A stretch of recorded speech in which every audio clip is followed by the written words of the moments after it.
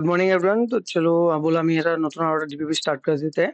साथ ही साथ क्या होगा ना, दूसरे वीडियोस भी डालते जाऊंगा ये भी, क्योंकि कॉम्बिनेशन जो है ना और capacitor based on this combination बहुत बच्चे को डाउट आ रहा था, तो मैंने सोचा ताकि इसमें भी डाउट ना आए। अगर इसमें डाउट आएगा तो बाकियों में भी आने में चांसेस बहुत ज्यादा है। तो कॉम्बिनेशन भी क्लियर होना चाहिए, सीरीज और पैरेलल वाले। तो इसमें क्वेश्चन करते हैं, अच्छे खासे क्वेश्चन है, देखते हैं।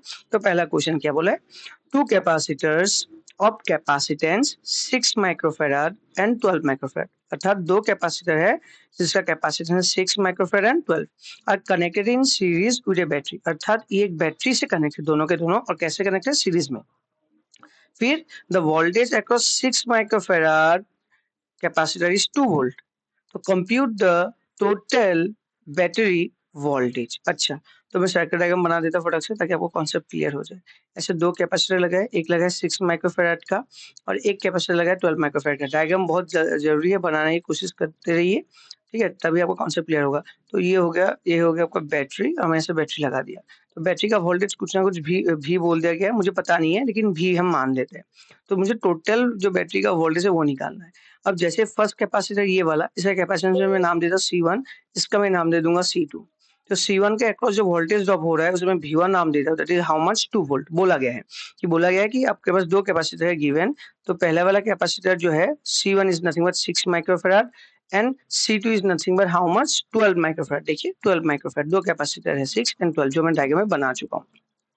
बोला है are connected in series with a battery, बिल्कुल सीरीज में कनेक्ट है। ये हायर पोटेंशियल है, लोअर।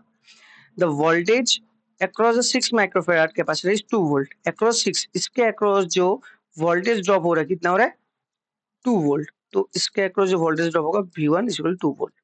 अब मुझे C2 के across कितना voltage drop हो रहा है नहीं बताया जा रहा है, ये अभी तक बताया नहीं है। अब मुझे निकालना क्या है, total voltage of the battery, total voltage V of the battery. सबसे एक चीज याद रखना, जो बैटरी का वोल्टेज होता है V, that should be equal to the potential drop across the capacitors, that should be equal to the total potential drop across the capacitor. इसमें 2 वोल्ट हो रहा है, इसमें मान लेते हैं V2। तो ये कितना V1 V2 कितना मिलके होगा, हमेशा याद रखना वो बैटरी के बराबर ही होगा। बैटरी से ज्यादा वोल्टेज ड्रॉप नहीं हो सकता, बैटरी से ज्यादा एनर्जी ड्रॉप नहीं हो सकता, बैटरी के बराबर ही होगा। So the total voltage drop of the across the capacitor should be equal to the potential drop or the voltage of the battery. A potential difference of the battery. So V should be always equal to V1 plus V2. Battery के voltage के बराबर ही होगा। The potential drop across capacitor C1 और across C2 दोनों के सम जो है ये किसके बराबर होगा, बैटरी के बराबर। तो अब आगे बढ़ते हैं। अब मुझे V2 पता नहीं, अब क्या करेंगे सर। अच्छा, सबसे पहली बात है कैसा सर्किट है, सीरीज। सीरीज में क्या कांस्टेंट रहता है बताइए। सीरीज में sir charge, flow of charge constant रहता है, जो चार्ज का नंबर ऑफ चार्ज पार्टिकल वो कांस्टेंट रहता है। अच्छा, इसको हम देख लेते हैं। तो पहले तो मेन स्टेज यही है, मुझे V1 निकालना है, V2 निकालना है, पुट करना है ताकि मुझे total voltage of the battery मिल जाए। अब मैं क्या करूंगा, नेक्स्ट पॉइंट ये सर देखते हैं। तो अगर मैं बोल चुका हूँ, मैं फिर से डायग्राम बना देता हूँ ताकि आपको कोई डाउट ना हो। तो this is C1, this is C2। तो C1 का 6 माइक्रोफेराड, C2 का 12 माइक्रोफेराड, ठीक है। और इसका V1 कितना है, 2 वोल्ट। जैसे यहाँ से चार्ज फ्लो कर रहा था, क्यू चार्ज, याद रखना C1 के थ्रू होते हुए C2 के थ्रू क्रॉस करेगा। और जैसे C1 को क्रॉस कर रहा था, मेरे प्यारे दोस्तों याद रखिए आप एक चीज, कि C1 से जितना चार्ज फ्लो कर रहा है C2 से भी same amount of charge he flow कर रहा है। मतलब यहाँ से अगर मैं चार्ज निकालू as per the formula Q is equal to C1 V1, तो यहाँ से भी कितना सेम फ्लो करेगा, that Q is equal to, tell me, C2 V2। Sir आपने Q1 Q2 क्यों नहीं लिखा, since it is series combination. Series में चार्ज जो होता है हमेशा क्या होता है, कांस्टेंट होता है। सीरीज में चार्ज क्या होता है, कांस्टेंट। तो यहाँ से अगर Q फ्लो करे तो यहाँ से भी Q। So as we know, जो चार्ज फ्लो कहाँ से, फ्लो थ्रू, कहाँ से फ्लो करे बोलिए सब लोग, flow through C1 should be equal to charge flow through C2, flow through C2, दोनों से सेम फ्लो करेगा। तो मैं लिख सकता हूँ जो Q1 C1 से फ्लो करे उतना चार्ज ही C2 से। What is Q, Q is nothing but from C1, that is C1 into V1। What is Q from the second capacitor, that is nothing but C2 into V2। तो ये मुझे equation मिल गया, बहुत बढ़िया equation है, that is C1 V1 is equal to C2 V2। मुझे निकालना क्या है, पर्टिकुलरली V2। क्या C1 पता है, यस सर। क्या V1 पता है, यस सर। क्या C2 पता है, यस सर। निकालना क्या है, V2। तो इजीली निकल गया, V2 is nothing but that is nothing C1 V1 by C2। अब वैल्यू पुट करो, आपका आंसर इजीली निकल जाएगा। तो C1 का वैल्यू है कितना है 6 माइक्रोफैराड, V1 का कितना है 2 वोल्ट डिवाइडेड बाय C2 कितना है सर 12 माइक्रोफैराड। तो फैराड से फैराड कैंसिल, माइक्रो से माइक्रो कैंसिल, 6 टू 12, तो 12 से 12 कैंसिल, बचा कितना ओनली 1 वोल्ट। कितना बचा ओनली 1 वोल्ट। तो V2 कितना आया 1 वोल्ट। हेंस मैं इसका आंसर क्या बता सकता हूँ, देयरफॉर जो मेरा टोटल वोल्टेज होगा of the battery which is equal to sum of the potential drop across the capacitors, across the all the capacitors, sum of potential drop across all the capacitors is 2 volt plus 1 volt, that is 3 volt। तो जो अपने battery का जो voltage use किया था वो कितना volt का था मेरे बच्चों, that is nothing but how much volt 3 volt. therefore the correct answer of this is the answer is coming out to be how much volt 3 volt। ये सीबीएसई में ऑलरेडी पूछा जा सका है, इट्स अ गुड क्वेश्चन। ठीक है, कोई भी डाउट आप पूछ सकते हो। इसका और भी तरीका है, दूसरा तरीका भी है, मैं चाहूँ तो वो भी दिखा सकता हूँ। हाँ, लेकिन आई थिंक ये भी एक बेहतर तरीका है। दूसरा तरीका में मैं क्या बता सकता हूँ, आप लोग अगर मुझे बताना चाहोगे सर बता दीजिए। तो एग्जैक्ट सेम होगा, कुछ नया नहीं आएगा मेरे बच्चे।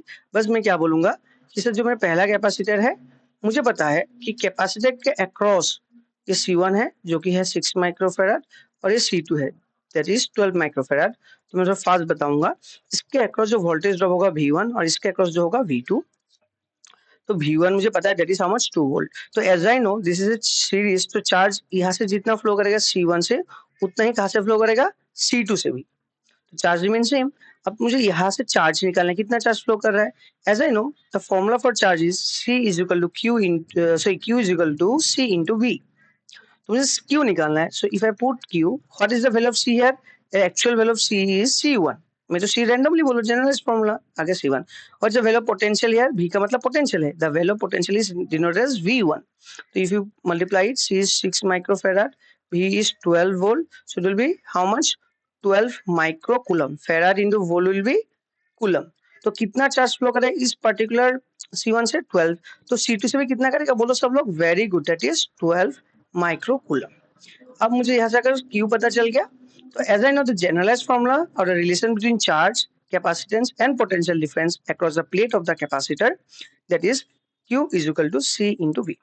तो Q is equal to C into V लिख सकते हैं। तो यहाँ से मुझे क्या निकालना है सर, V निकालना था, potential drop across these two plates.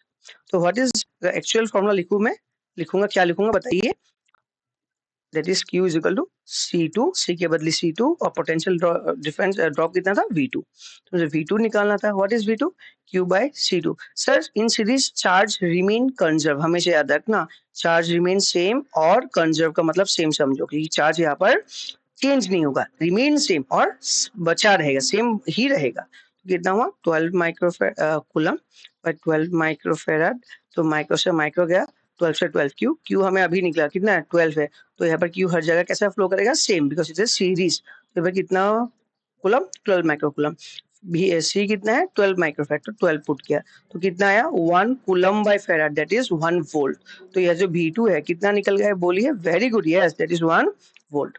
अच्छा, जो बैटरी जो टोटल वोल्टेज लगा रहा था that is should be equal to the potential drop, sum of the all the potential drop across all the capacitors, that is V is equal to V1 plus V2। V1 कितना था मुझे बताया गया था 2 volt, V2 कितना है मुझे बता दिया 1 वोल्ट, और V कितना है बोलिए, वेरी गुड, यस 3 वोल्ट। तो देखो दोनों टेक्निक से, पहले Q का वैल्यू निकाल लो, फिर Q से V2 निकाल के पुट कर सकते हो। अल्टीमेटली ये क्वेश्चन इंपॉर्टेंट है। या पहले वाले में जा सकते हो, क्या बोल दोगे कि दोनों से चार्ज सेम फ्लो हो रहा था, Q C1 V1। सिमिलरली वही चार्ज कहाँ से फ्लो करेगा, सेकंड कैपेसिटर C2 V2। सो दोनों में सेम चार्ज फ्लो कर रहा था। Q flow through C1 should be equal the charge, the same charge will flow through C2।